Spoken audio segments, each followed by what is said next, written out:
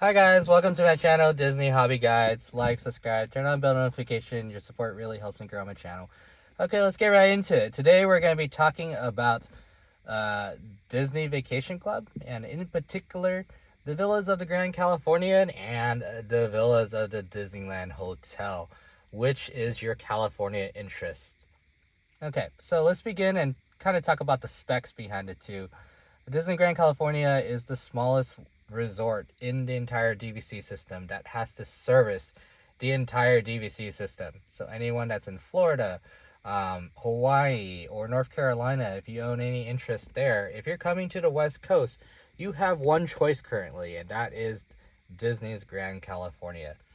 Um, the problem with that is that's not only is it the most demanded resort in the entire system, it's the smallest one of the entire system. That's because, California, there's really nowhere to build, so they can't really make a super giant hotel.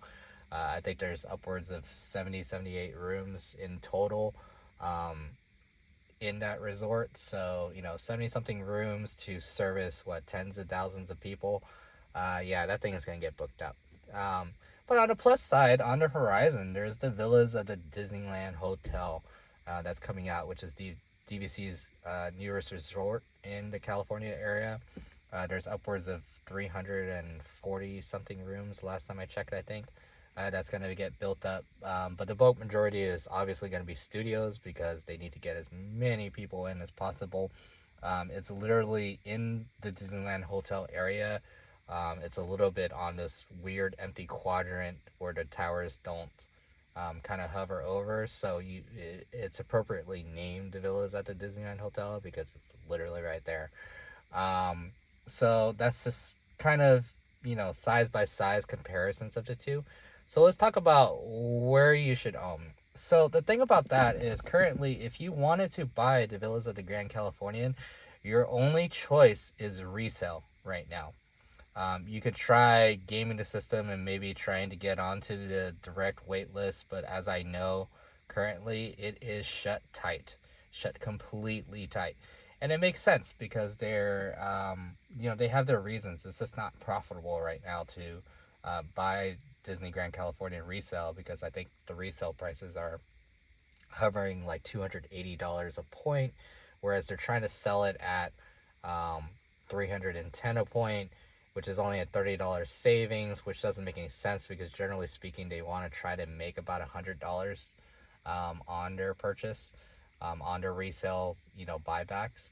So it doesn't make sense to buy Grand California. If they want to make money, they can easily get Animal Kingdom or Saratoga or even Polynesian, things like that are of high demand but can make them a lot of money. So they're just not buying back any Grand California um, resale right now, which basically means they have no direct inventory.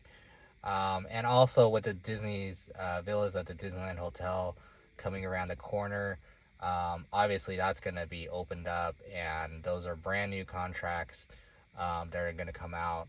And anyone that's interested in a California stake is probably going to flock to that. So even less reason for them to buy the villas at the Grand Californian. Now, if you recall, there was official news being put out that there's going to be a pathway that's going to be built from Paradise Pier directly into Disney California Adventure. That's probably going to be a shared entrance with the villas at the villas at the Disneyland Hotel.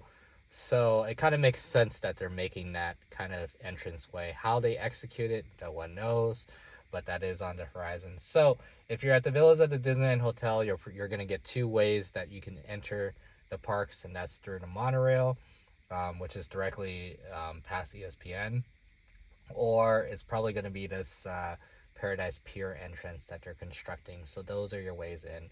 Grand Californian always has an entrance. It's literally you walk down the resort and you go past the gift shop, past Storytellers Cafe, and there's literally an entrance that feeds directly into Disney's California Adventure right in front of Grizzly Peak. So that entrance is very, very straightforward. There's almost next to no walking to get into your entrance. Whereas I feel like the villas at the Disneyland Hotel will have a little bit more of a walkway. So if you were to choose between the two, I'm a Grand Californian owner myself. That's my personal favorite. It will always be my favorite. So of course I want to get more, but I have a thing against resale. I personally do not like resale because of the restrictions. I mean, if I want to book any of the new resorts, I want to be able to book any of the new resorts at the 7 month mark if I can. So that's why I want direct only, but I can't right now because there's no Grand Californian direct um, contracts that you can buy. So with the villas of the Disneyland Hotel coming out, I might think about maybe purchasing a small stake in that, maybe a 50 point stake. And my vacation guide brought about a good point. Even if you pick up 50 points at the villas at the Disneyland Hotel direct, the nice thing about that is that if you bank and borrow, you're going to be able to get up to 150 points with that 50 point contract.